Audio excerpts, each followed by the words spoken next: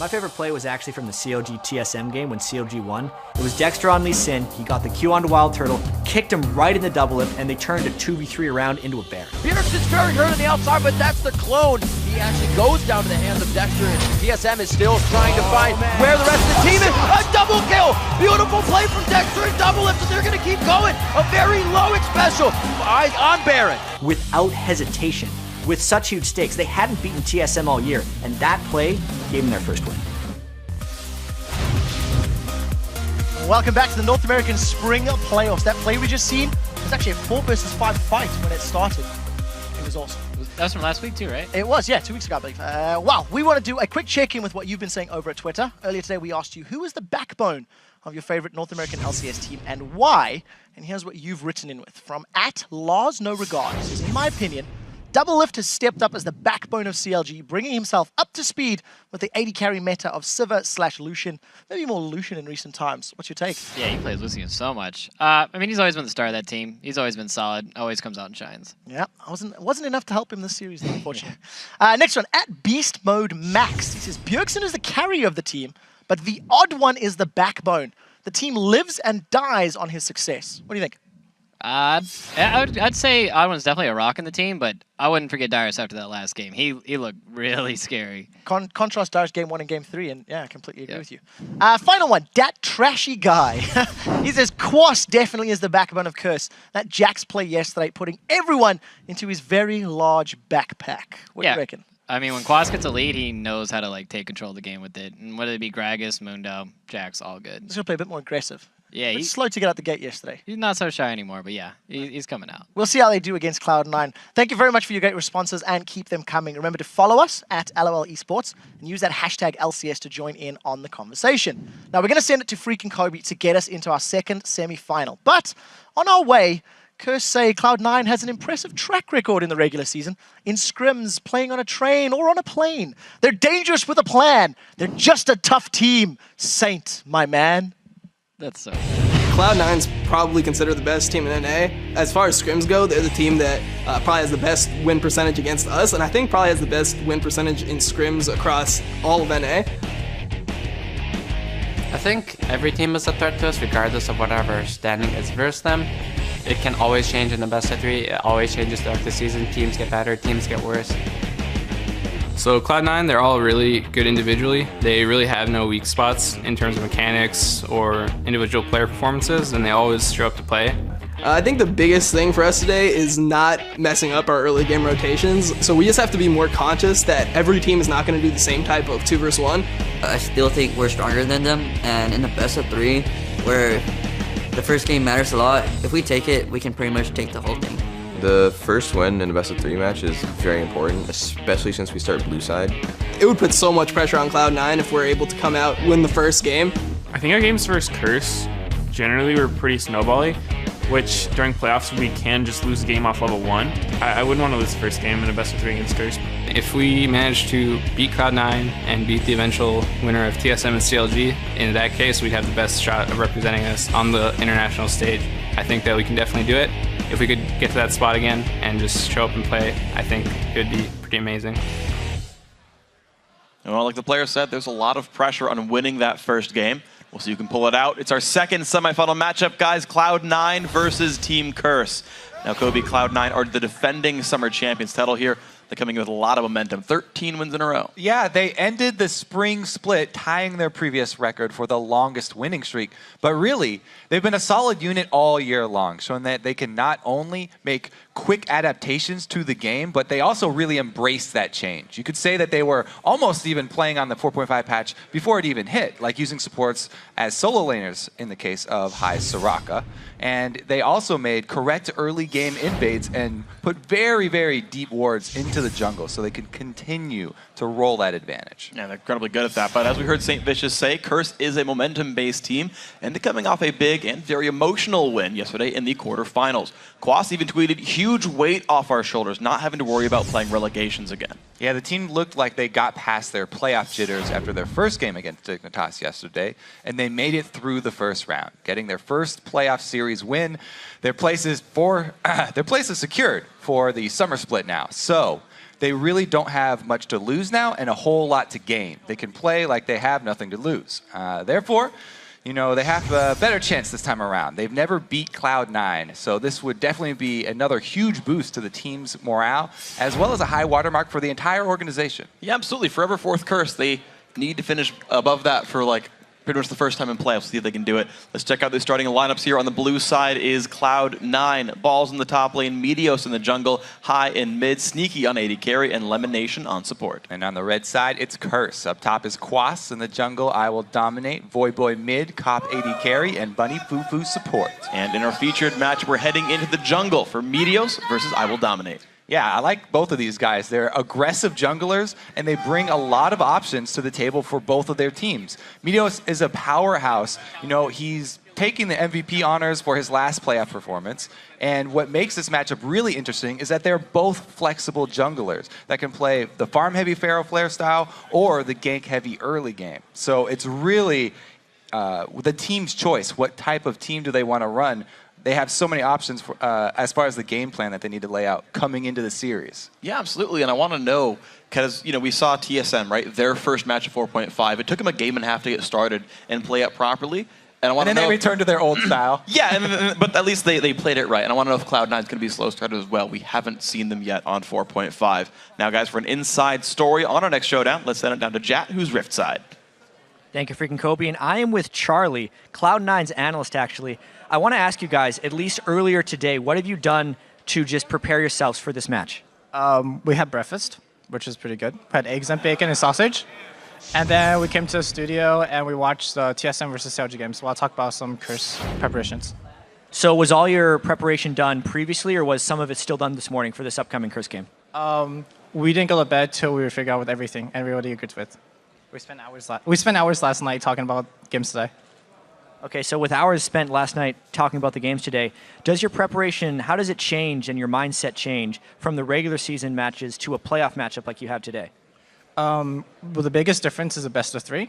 So we can prep as much as we want for the first game, but the second game is almost unable to be preppable because things change depending on win or lose. So they have to react correctly for it. And I got a final question for you. When you're looking up against this Curse team, what do you have to watch out for? They play the most random champions. So it's better to pick what you want than try to take away one of their champions or try to pick a counter. All right, so Cloud9, well prepared. Thank you very much, Charlie. Best of luck going into the game. Freaking Kobe, take it away. Thank you very much, chat. We're going to get ourselves now into Champion Select. This is going to be all kinds of interesting. I love the games that get played in a BO3 because you start funneling or kind of tunneling on like certain champions. Like, oh, you know, Jax was a big deal here. Or do we remove the Mundo? Like, is the poke comp too good? And you keep making adaptations game to game. Yeah, like Charlie said, especially Curse are a team that plays so many different champions. They not only play different champions, they play all different styles. They play pretty much every style in the game. So I'm very excited to see what they think is the best style to go up against Cloud9 in, because that's what they're going to use in the first game. This is where you have that element of surprise. This is where CLG got their good start versus TSM, pulling out those globals. You know, they really got the jump on them and got the momentum for the rest of the series, and then petered out. We'll have to see if Curse can actually make one of those early moves too. Yeah, I do like what Curse did throughout the regular season, though, because they ran something like 8 different types of team comps throughout the weeks, and it was like, okay, these work for these reasons, these fail for these reasons, and just built this like giant repository of strats to see what's good, what's bad, what it fails against. I like there's so much experience during the regular season for the Curse lineup. We are going through Champ Select, though. The Rise, the Jax banned away from Curse, the Kha'Zix away from Meteos. I know Saint says that Xin Zhao is actually the best jungler in the game right now. I want to see if this actually pulls through for these teams as well. I mean, the junglers right now, there are so many junglers that are good. It's very hard to ban out junglers. Kha'Zix is definitely at the top, though. The one I'm really looking at here is a blue side ban of Jax. So Cloud9 do not look like they would want to first pick that ever. So Ball's definitely known for being a very strong Renekton and Shyvana player. Would much rather have one of those champions. We could always see a Rumble come out as well. He definitely has that one in his back pocket. Definite possibility, but it's going to be the Nocturne ban coming through. They're away from Meteos, so one conventional jungler, one Feral Flare jungler. First pick on Lucian goes through, though, for C9.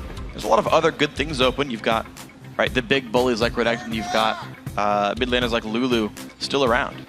Yeah, AD carries aren't usually seen as, first pick power picks. Yeah. Because they're very similar. However, Lucian is one of the AD carries in North America that's highly prioritized. Among Doublelift, among Sneaky, and Wild Turtle, the top 3 AD carries really prefer this champion, and he has had a great run in North America.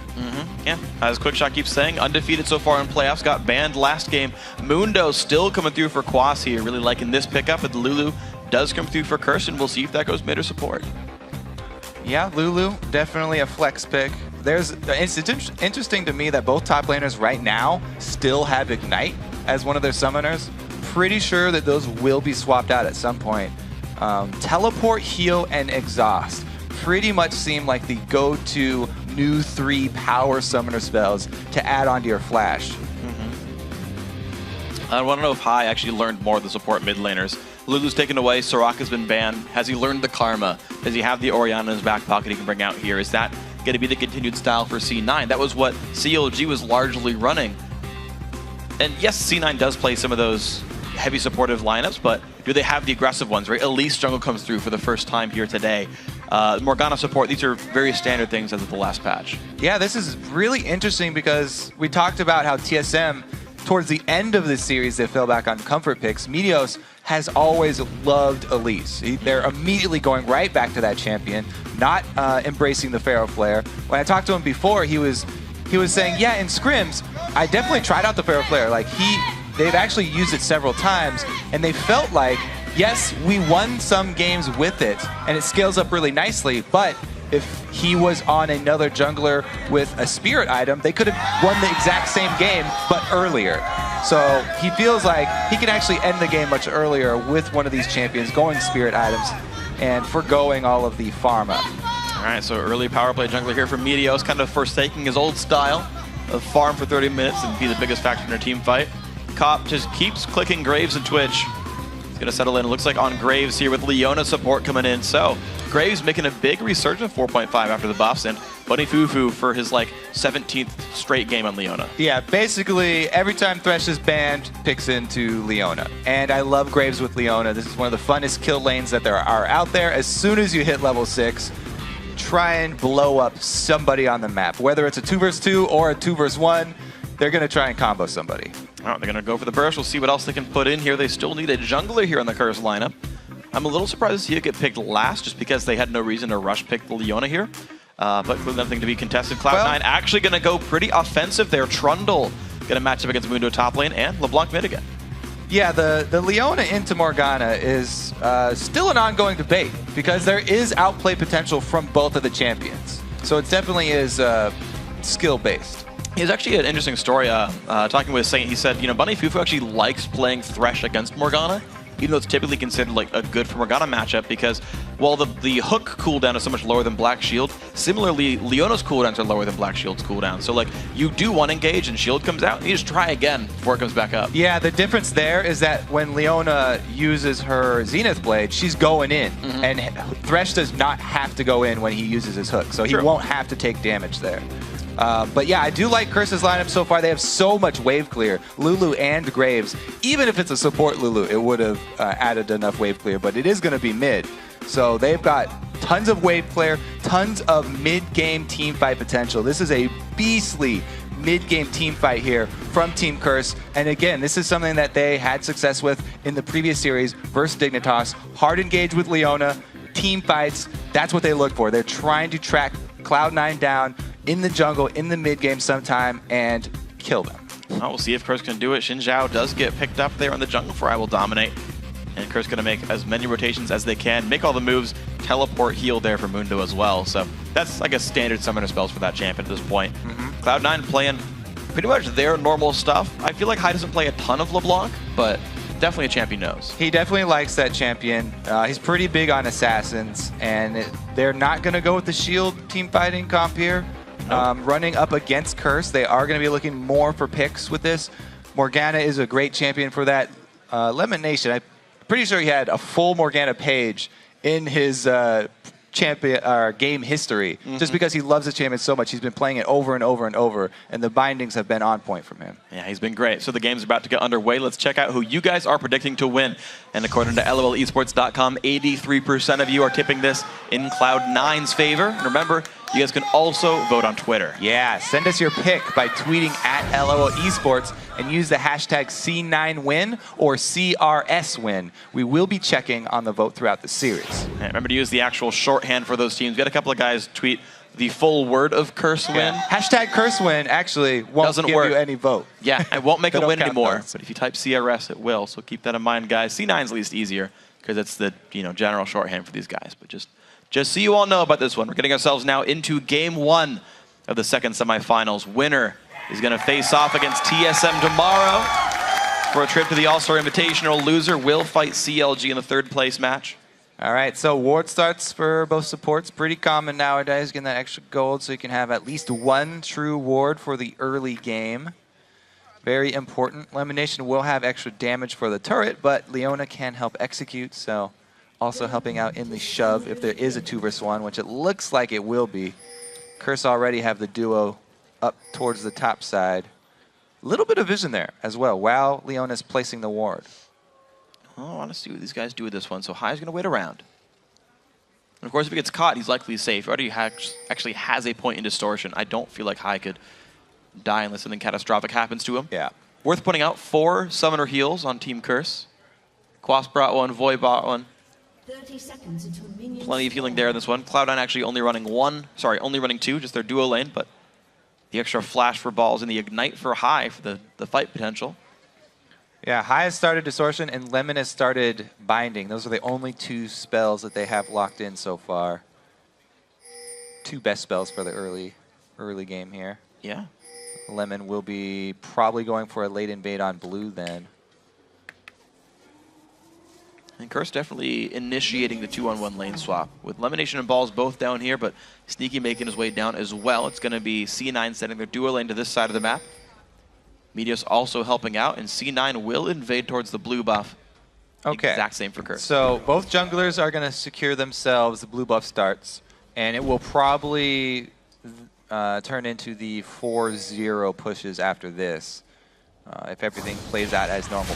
Perfectly mirrored map right now, by the way. Even the places where they put their first wards are even. So both of the teams talking about how they don't want to take any unnecessary risks. This is the most low-risk start to the games that teams have been going with.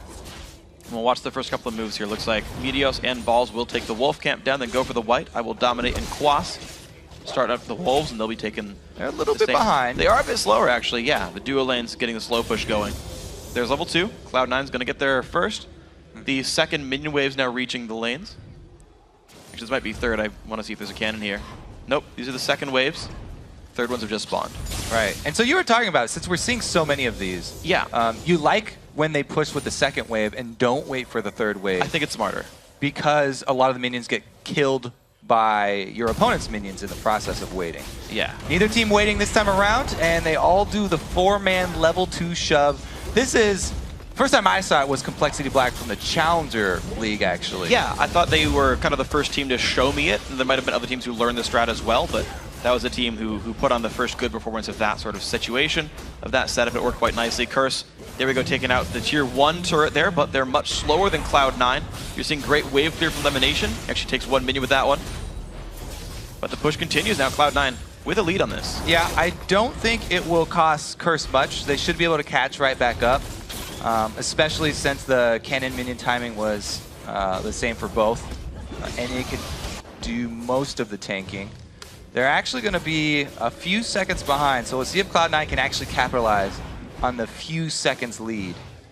Moving forward, after the turrets go down, you always want to watch where the big wave is going to go and how each team leaves the wave. Are they going to leave it pushing all the way into the turret so it builds up more slowly, or do they leave it right after the turret? Well, Kopak's taking a bit of damage from Balls there. He finally takes the turret down, tries to deny as much as possible. Binding won't land. Sneaky about to do the same thing here. Takes the turret down. Wave's basically dead, but there's 1 minion left, which could enable the smallest of freezes here for Quas. So, I usually give the advantage to the team that's able to build up their wave first. And since both teams left it at the turret, it's going to be very close. But it looked like there was a little bit more down on the Cloud9 team. Because usually, whoever builds up that wave first is able to make the power move. The first choice in the game is everyone shoving with that giant wave and trying to either beat your opponents to that top turret and go for a dive on them, or completely zone them out from the turret, in which case you gain the objective, you zone them out from the creeps, and it's a huge win. But the teams have adapted so well now, that's very rare for one of the teams to get beat to a position like that. They can recognize which wave is bigger and get in place for defense quick enough. Well, right now, both these guys are in similar spots. You're seeing those waves are around the white camp. As they build forward, you're seeing Quas and Balls doing mirrored stuff right here. The duo lanes going to make their way towards mid. Actually, Void's going to switch and head to this solo lane, whereas Cloud9 seem to have most of their team near the mid right here. So, bit of a different move, but Void's going to get more golden XP this way, and he actually stops the push entirely. Yeah, so he's not even going to let the push get to the turret, not even going to let Cloud9 push with it.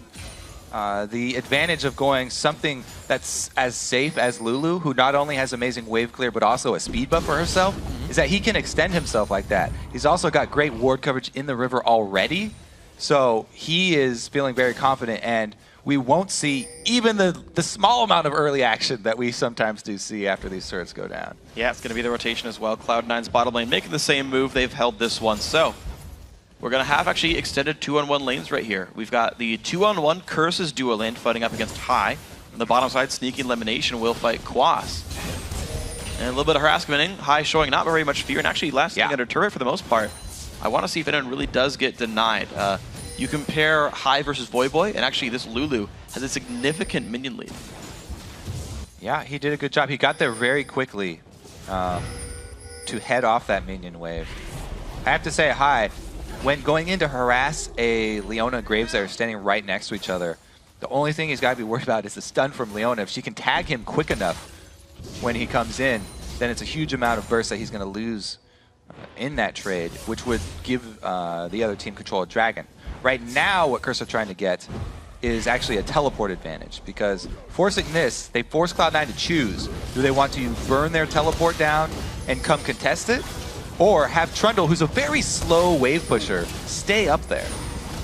Well, a little bit of harass comes out. There's the TP, but maybe a bit late. Dragon goes down. Bunny Foo in the front lines. There's a dive, but Cop will survive with this one. Sneaky on the backside of the fight forces a disengage from I Will Dominate. Now Voyboy locked up with the pillar. The great binding finds Bunny Foo down to 200 health. The Leona flashes the wall. Voyboy leaving as well. Balls is going to try. There's the distortion in for a High. Does he get the damage? Void falls for first blood.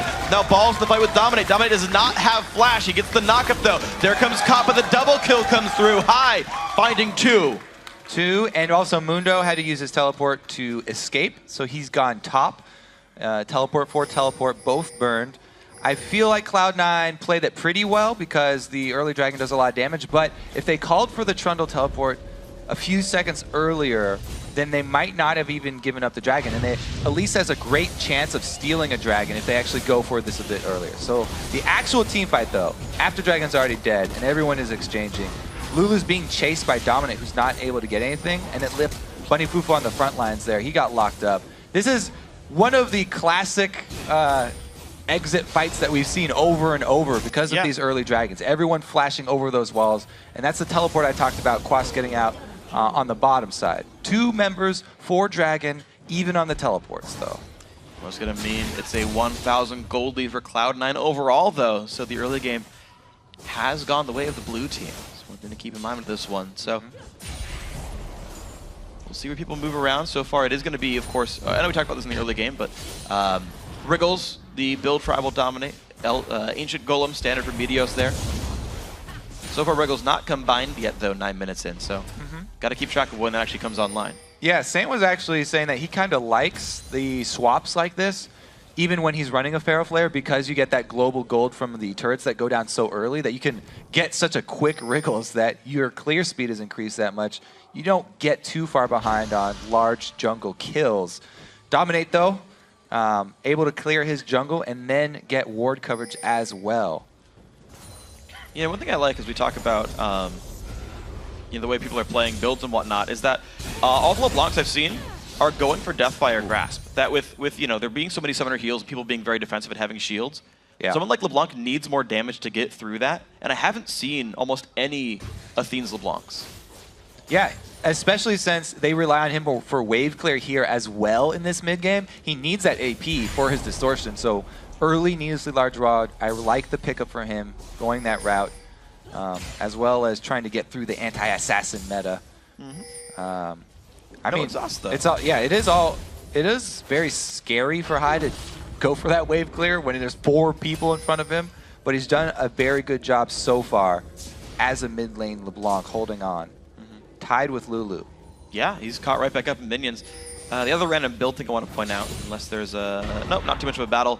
I looked at Quas's runes after the last game he played on his Mundo, and he ran health per level seals and percent health quints. It's the first time I'd actually seen those in competitive, but he opened up every single game, double Ruby Crystal, into a Giant's Belt.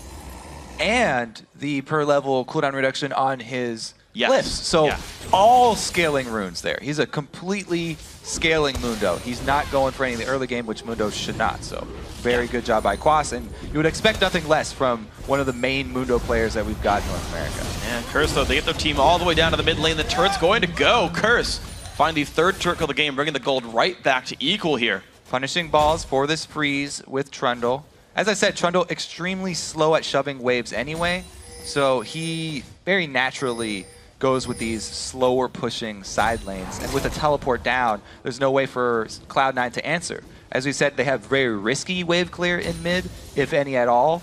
And Curse do a great job of punishing for that. You know, Curse picked up all this crazy wave clear of Lulu and Graves very early, left not that much for Cloud9 to go with. Well, we'll see then what Cloud9 can do then, because Sneaky's off on this side of the map, shoving just the wave up, but he's not really defending a turret. He's just getting farm and then leaving the lane again. So Cloud9 splitting their farm pretty equally across all the roles, 77, 75, 77. Pretty similar here for Curse. So no one's gotten, at least no one's got like long-term freezes, right? Like no one's been able to sit there and get 100 minions over 11 minutes and just sit there getting everything. It's been a little bit more opportunistic. People leave their waves when there's some gank pressure. Ball's here with only a little bit of ward coverage. He's got to be slightly careful, but so far he's still sitting near one by his Tri-Brush. Yeah, it's mostly been that Curse have been able to kill minions quicker in order to then make their movements over towards that mid turret, and they did a great job. But look at this, Cloud9 did the exact same thing. When Curse go back to buy, they make their move up mid. It's exposed, they have plenty of damage, they're going to try and answer this turret. They've got a long way to go to get through it though. You've seen the wave clear just enough here for Curse. This turret's going down, actually down fairly low. I'm not sure if Cloud9 can stay. Looks like they will. Get it. No Curse, Graves there. Exactly. Yeah, outnumbered. Cloud9 not allowing Curse to go in. Curse knowing they'd go in and die if they did. Sweeper use kills the ward off. High only level 8 though. It's going to be a 2-minute cooldown, not a 1-minute cooldown on that trinket. Wish they had a little bit more experience. Could sweep twice as many wards right now. So close. Now, really those 2 kills are pretty much the only difference in this game.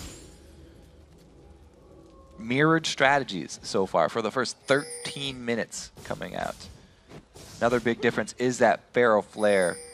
Dominate has been able to get his wriggles, but since they were pushing turrets so often, hasn't been able to stack it up very much. Good teleport in. Not going in. Bunny people low on health. Here comes Balls and Quas. Their damage goes on to the support of Curse. Going to let him disengage. High. Knock right to the back line. Sends the clone in. Void in the middle as well. The jump forward. I will dominate. Looking for the kill onto High, but gets cocooned across the wall. Meteos finds the first kill, but it's traded back by Quas. Meteos forced to run still. The ulti from Lemonation. Gonna be a 3-man stun, but he's not got a lot of places to go still. Meteos slowed down. Quas still massively disruptive in this mid game. His ulti's finally timed out, but it's gonna be enough. A double kill. High goes down. 4 kills for Curse. Mundo, the massive health tank, soaking up a lot in that fight. And look at Quas, that is a sign of a well-played Mundo. He used everything. Teleport, heal, and his ulti, and gets out with only a sliver of life, still able to help with the dragon. So Balls, like as you said, he called out the flanking teleport. It's a good move, but all of the burst and the skill shot CC used on the support of Curse, plus they don't even finish off the kill because of the heal summoner. After High uses all his burst on the support, he's free for Dominate to go aggressive on, and they get him very low. Even though Dominate does go down in the end, there's that Mundo that we talked about. Lemonation tries to stick everybody with his ulti, and he gets 4 people. Second proc stuns 3, which is a really strong ulti from Morgana. However, the whole team not able to put out damage while he's stunning up the rest of Curse. And they do go down. As I said, the mid-game team fight for Curse is beastly. We saw it in action there. That's what we were talking about in Champ Select. So it's a 600 gold lead for Curse. High. Woo. Gets the ward down immediately. It's like, oh, we got Zamundo. Pieces out. Good distortion. Yeah. More like a ditch distortion. He's like, getting the heck out of there. Heyo. Yeah. Mixed reviews on that one. Mixed reviews. That's all I'm going for. It was not universally booze. I've succeeded with this one. Now, they also got the large wave top that Trundle was sort of slow pushing, and Quas has been able to soak that one up. As we talked about before, Quas going with a full scaling Mundo. He will get very strong fairly quickly here. And it is going to be up to Balls to always use his ulti on Dr. Mundo, or I will Dominate after Dominate has used his ulti. We get those extra resistances. Yeah, and I want to know actually, like, so hold on, this is going to be actually kind of rough for Balls. Will he survive this fight? The Agony's Embrace is on. There's the ulti popped as well. He only has Cutlass. That's going to be the stun coming down from Bunny Foo for the push in. Balls not in a good spot at all, completely locked down. Down to 1/4 health, trying to run away. Pillar comes out, but that trophy might not be Cloud9's. Doesn't quite deck down Quas. Kill picked up for the top laner there of Curse. And every single game, Quas opens up with component items. Always up a Ruby Crystal, always a Giant Spell. No rush for the Sunfire Cape, just gets tanky. Yeah, extremely tanky, and he's able to continually slow Balls. Balls had wards, by the way, up this top line, but Bunny Fufu came with a nice little sneaky gank right behind him and was able to get in position. So it looked like Quas definitely had the upper hand there, but he would not have been able to get that kill without Bunny Fufu. Good roaming gank from the support. Able to get Curse back another kill and edge them just over the 24 mark, so he can get the gold lead back. Yeah, but Cloud9, they actually managed to steal the blue buff away with all that happening, even though it was only 3v3 on the bottom side of the map. Play still was, the play was still made. So it's worth pointing out though, in TSM versus CLG in the first couple of games, CLG was a team that got the turrets, got the dragons, and TSM stole the golems, the golems, the red buffs, and it didn't matter. Well, Cloud9 stealing buffs away, but if they don't control major global objectives, it might not be enough. High gets slowed down, has the distortion out. And it's not hurting Dominate too much. He's doing a good job of clearing the small camps to stack up his Pharaoh Flare. Almost ready for conversion here. 23 stacks. Yeah, so he's looking at like an 18-minute combine right there, which is a pretty good clip. For the 2 versus 1, yeah.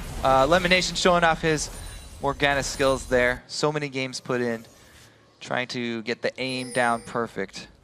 Let's see what the next move from Cloud9 are, because it seems like they've got more early game, pick-oriented style here. They've got good ward coverage in Curse's jungle. So what they would like to do is try and capitalize on that and catch people who are out of position with that Elise, with that LeBlanc, with the Morgana. However, all this shoving, they haven't been able to get anyone out of position from Curse. It's actually been Curse who have been coming up with the ganks, and Curse that are coming up with the picks. Yeah, they're absolutely the team making the moves here. It's weird, like Cloud9 seem very, very reactive, very passive in this game, unlike the team that's coming in as the #1 seed. I mean, Cloud9, the clear favorites. They've won split after split. Well, they've won the only split they've been a part of. They're the #1 seed in this one. It's true. I mean, Curse are a very big underdog coming into this, but we talked about how relaxed they look after they finally beat Dignitas. It gave them so much momentum, took so much weight off of their shoulders, and they're playing much better than they even did in that series. Coming in here, they're looking very strong. Yeah, I don't see really any major mistakes. Pharaoh Flare done now, 1828. Going to be higher damage there. I will Dominate. Not getting too greedy with the build. It's going to be Hex Drinker into Merc. Treads knows there's a lot of magic damage. Some stuns. Roots on a Bunny Fufu, but that is a durable LeBlanc. Like, that's the only guy that C9's getting any poke on. Otherwise, Cloud9 are basically treading water in lanes and waiting for dragons till things happen.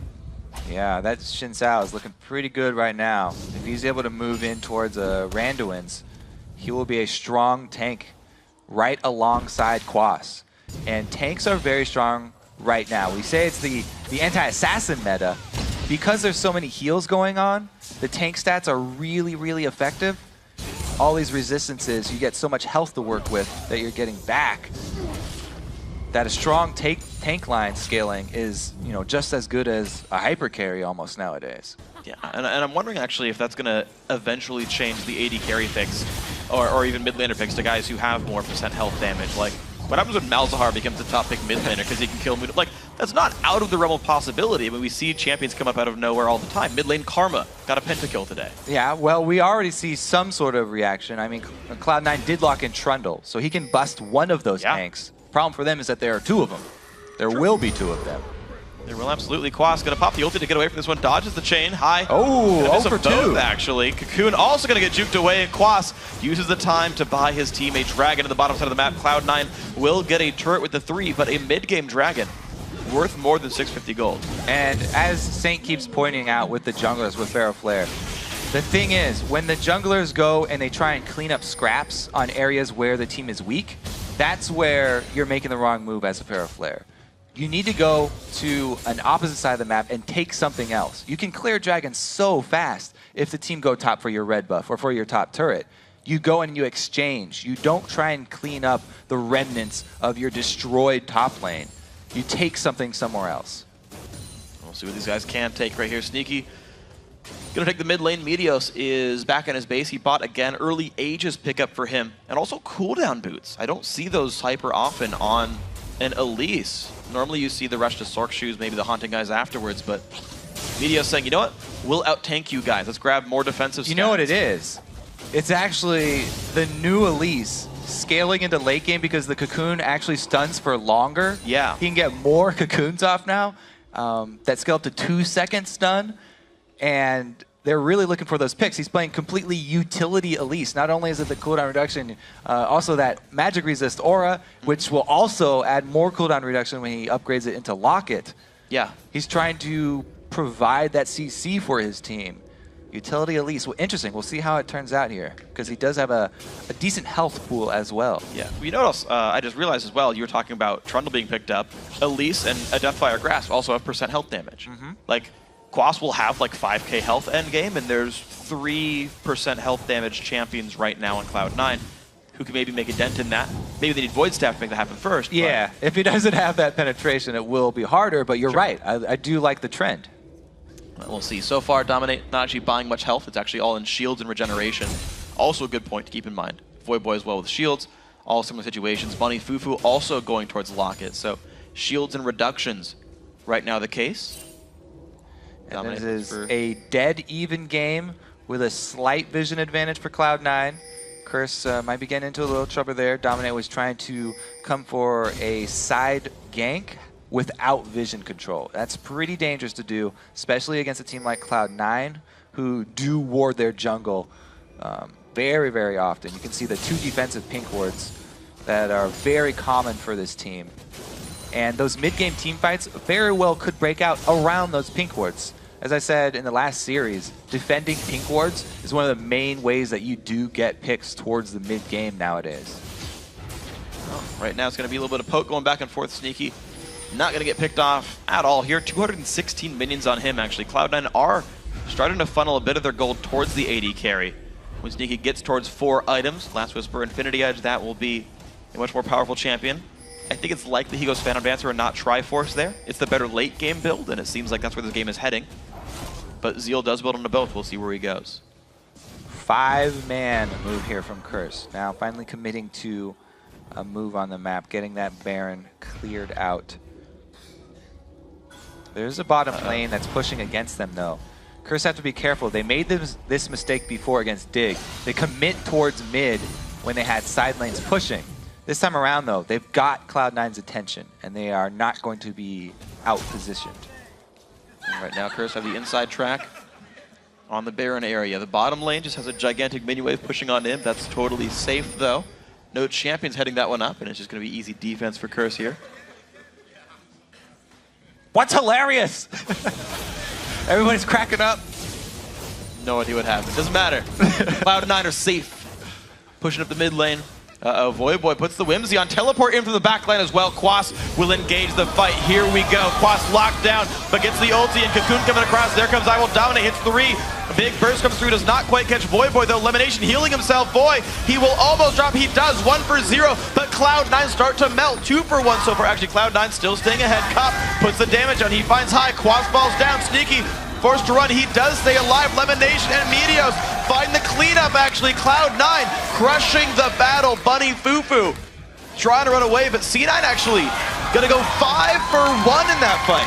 Well then, 24 minutes in, Cloud9 get an ace out of a completely even game. The teleport in the back for Mundo. He takes a lot right now. 4 members focus on him. There's that percent damage focus that you talked about with Elise, getting him down low. He gets popped right back up with Lulu, but they don't have a lot of the follow-up damage after this.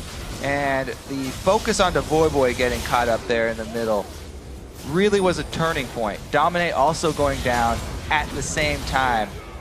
Cop was trying to flash in to make sure somebody on Cloud9 died, but they only got 1 kill. This utility Elise from Meteos, again, I want to point it out because at the mid game, it's extremely strong with the aura that he's providing to the team as well as a cooldown reduction. And I gotta say, I was very impressed by Sneaky in that fight as well. He is the #2 highest damage dealer to champions in the LCS and the lowest deaths in North America.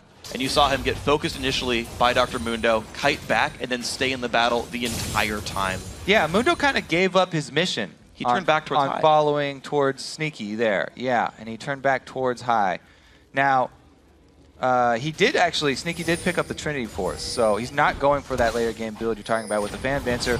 Mid-game power, they just want an ace, they want to push it. Oh boy, with the knockup's gonna stop the distortion there. Quas forced to disengage, pops his ulti for that one. Does have Spirit Visage and a Sunfire, but Cloud9, they own the mid lane right now. They're gonna move in tier 2 turrets, gonna be theirs. Curse will not stop for Dragon. They're gonna have to recall to the base and defend the inhibitor. Yeah, I mean, Cloud9's strengths have been the movements around the map as well as the team fights, and they showed right there.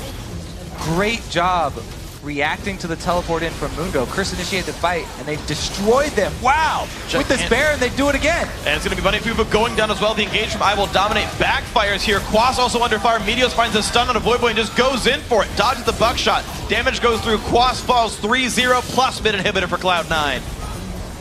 Just a dominating performance for Cloud9. Again, this time Curse trying to force the fight while Cloud9 have Baron buff.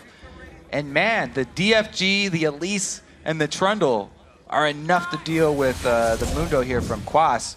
He got that one mid-game team fight where he was a beast around Dragon, and they were able to come out with a pretty big lead, but now Cloud9 have a very dominating lead. And there's the Void Staff that we were looking for. Yep. For Meteos. His percentage damage now will be hitting home on Quas.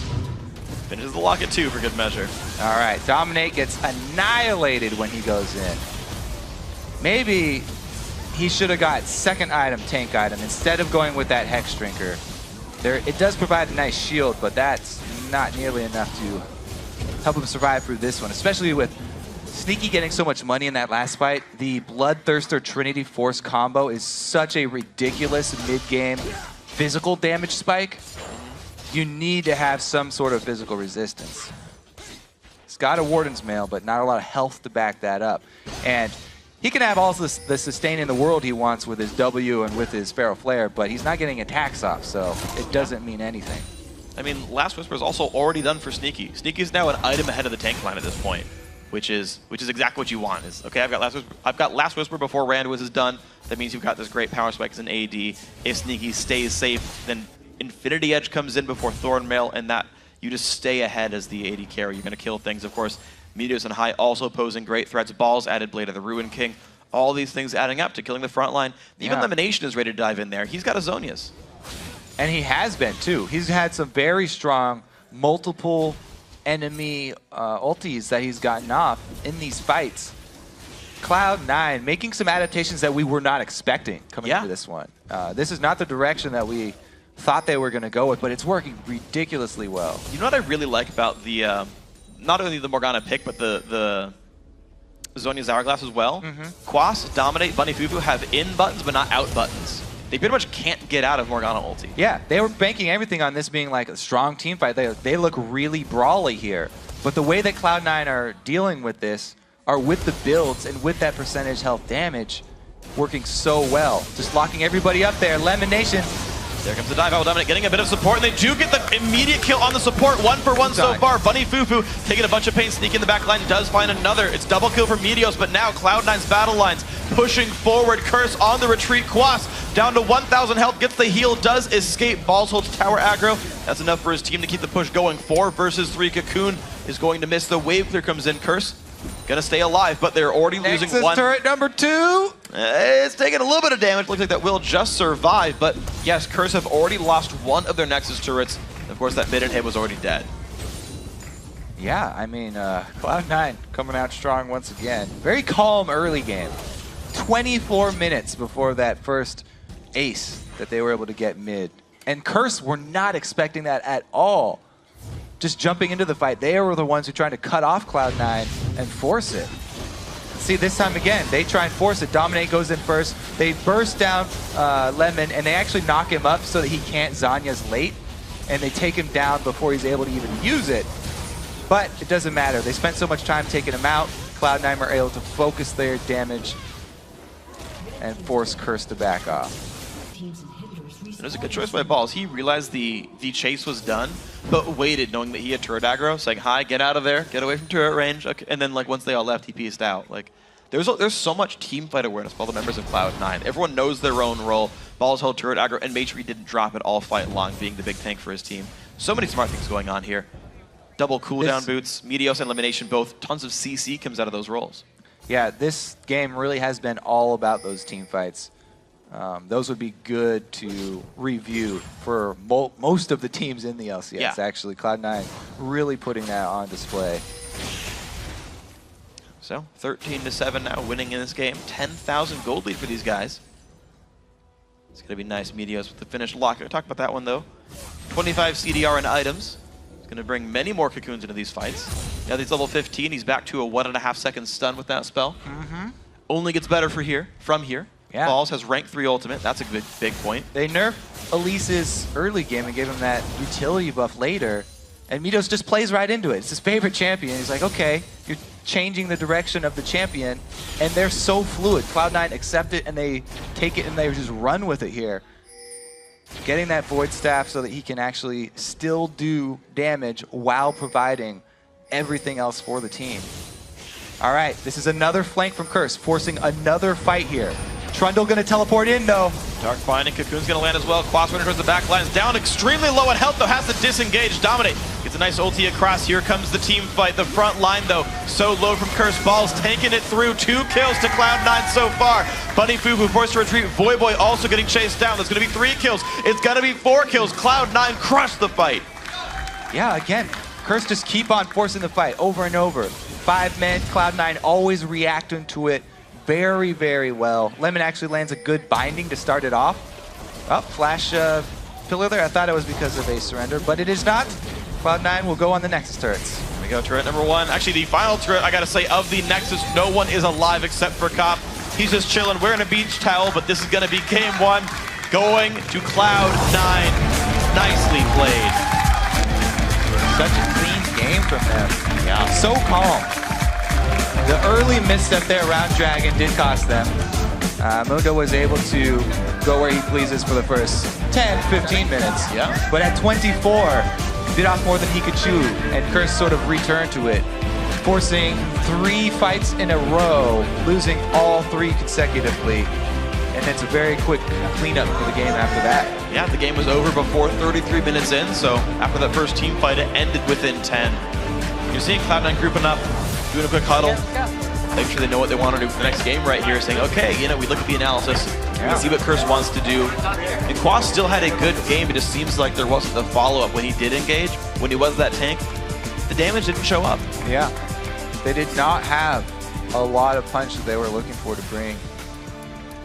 Interesting. Interesting adaptation too, because both teams made the locket of the Iron Solari. Yeah. It was an item that we hadn't seen for a long time, and all of a sudden, in playoffs weekend, coming back very, very strong. Yeah, and it was interesting because, again, we actually did see the teams, actually, they were a little bit different, right? But it was like these, you know, tanky front line, sort of slightly low damage, especially for Curse, right? Like Mundo is very, very drain tanky, very sustainy. Xin Zhao, same way, has some burst, but he's going to want to hit you a lot. Lulu, again, not the high damage source. Graves is bursty early on, but not the hyper carry type of champion. Where you've got like LeBlanc there trying to one-shot people, Elise building a Void Staff, right? It felt like there was just more burst, and it actually worked out for Cloud9. Their second rotations came in, then someone died.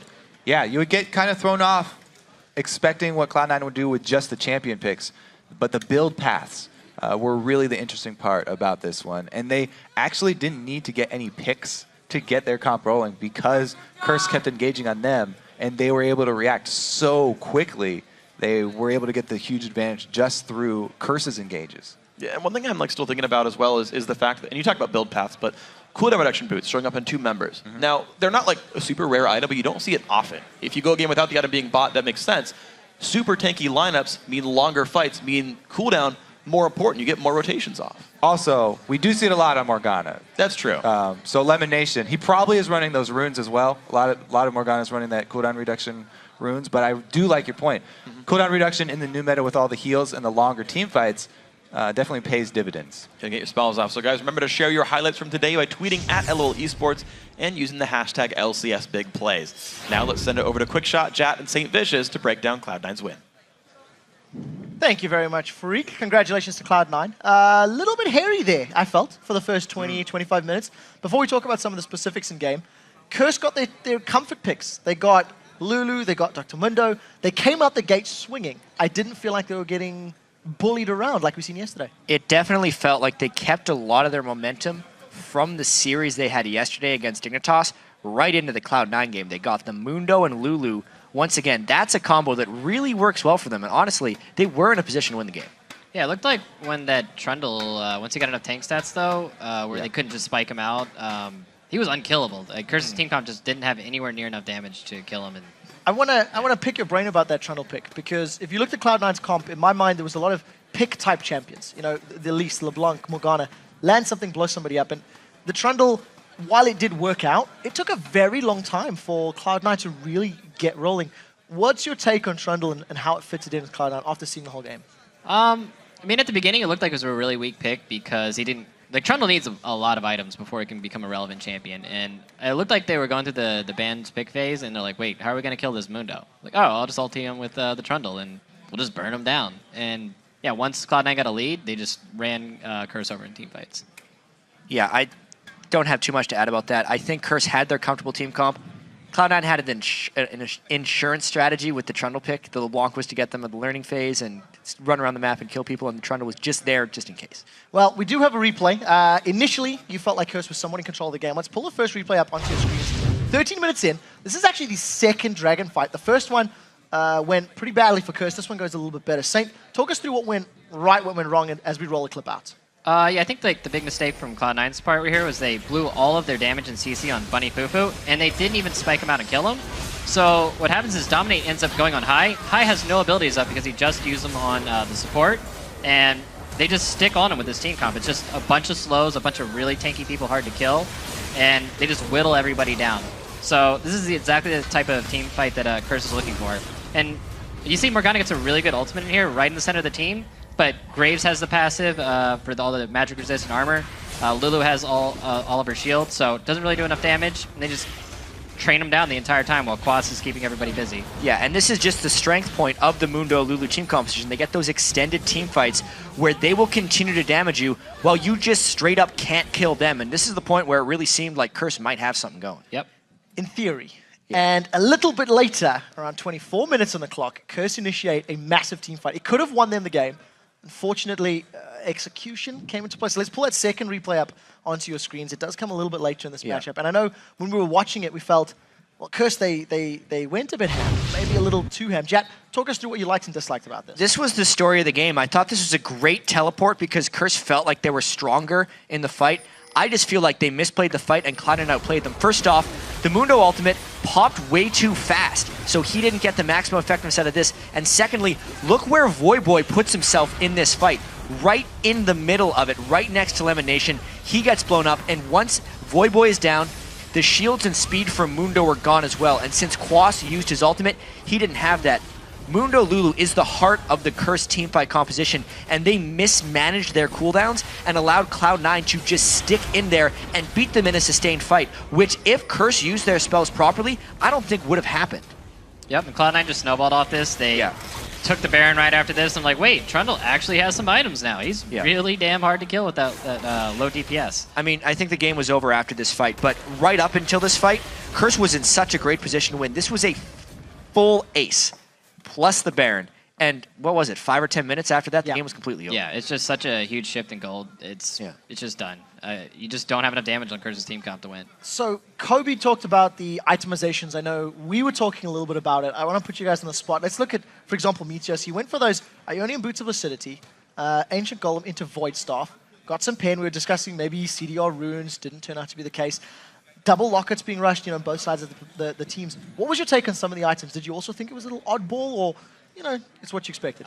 I thought the Elise build was something I didn't expect, but after you think about it, their whole comp is built around getting these picks. And of course, Elise she has really high base numbers on her abilities, so if you can just rotate those abilities faster, you can do more damage overall. And of course, he bought for his last item, I think, for the end of the game, was a Void Staff. Yeah. So the pen didn't even really matter that much in the end. And of course, he has Tenacity from the Ancient Golem. So kind of a weird build at the start, but it makes sense in the end.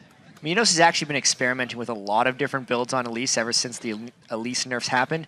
He's tried Spectral Wraith, maxing E second, making up for the damage and getting a 2-second stun. This seems to be the one he settled on. It's a big tanky build, which is nice for Cloud9, but then once he gets the Void Staff, he actually cycles more damage than he did before, so it's a slightly slower scaling, better late game Elise build than he previously had. So let's step back, look at the game as a whole. I felt that Curse put up a much better fight than they did yesterday throughout most of the series. They were in control for a while. Maybe one poorly executed team fight really sort of sealed their deal. Cloud9, on the other hand, a little slow out the gate. It is, of course, their first game of the weekend. What's your take? I mean, do you think Cloud9 are now going to warm up, or was this just a matter of having this oddball composition that struggled early? I think the fact that Curse was coming out of the series that they had with Dig helped them out a lot. I mean, you saw that they implemented the strategy that Dig did, where they did the level 2 push, and they just pretty much copied it, and so did Cloud9. So that helped them out a lot. I think Cloud9 might be warmed up now, though, so it's going to be a lot crazier of a game. Yeah, I think actually Curse's best strategy was the Lulu Mundo, and they lost with it. So either they try it again, probably lose again because Cloud9 is going to be more warmed up, or they try something entirely different that maybe catches Cloud9 by surprise. But Cloud9 is not typically the team that successfully gets caught off guard. They're very good at running their stuff. Yeah, and I think you heard Charlie saying in the interview as well that they're not sure what Curse are going to play, not sure what oddball picks, so they're going to focus on their own game, focus on their own compositions. We're a couple minutes away from going to an ad break, so I want to talk about Game 2 in more depth. Coming out of the gate, Ryze and Jax were banned away by Cloud9. They are now on the red side. Is there even room for discussion that Jax is going to make it through? Maybe it's the first blue side Jax ban that we've seen all weekend. I don't see Jax coming out. No. It's just losing to a Jax is one of the most brutal losses, just because it's like, well, who are we going to send up there to deal with that guy? He's kind of strong, and he just took her in him. All right, we lose. Yeah, not after what Quas did with it yesterday, and not after how much Cloud9 respects the Jax pick. They can deal with pretty much anything else, but they're not going to want to deal with the Jax. So very quickly, predictions. Is Cloud9 going to pick up the second game, or are we going to a decider? Yeah, I think Cloud9 is most likely coming out 2-0. They're strong momentum. They were the favorites coming in. Game 1 was the chance for, I think, Curse to pick up a surprise win, and that's gone. Yep, I'd like to give it to Curse, but I'm sorry, it's Cloud9. Well, there we go. We've heard the analysts talking about it. We do have to go to a very quick ad break. When we come back, we'll see if Cloud9 can lock out their spot in the finals when they battle it out with Curse in Game 2. The North American LCS will return faster than a flash cooldown.